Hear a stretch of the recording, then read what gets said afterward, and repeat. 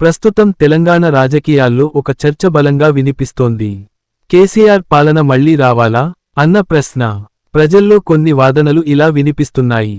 రైతు సంక్షేమం విషయంలో రైతు బంధు, రైతు బీమా పథకాల వల్ల రైతులకు నేరుగా లాభం చేకూరిందని చాలామంది గుర్తు చేసుకుంటున్నారు.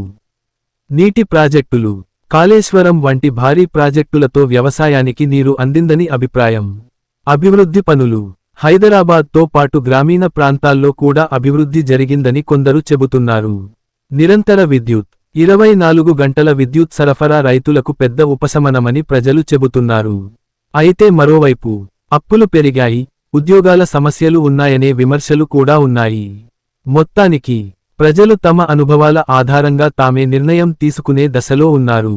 చివరికి ప్రజాస్వామ్యంలో తుది తీర్పు ప్రజలదే.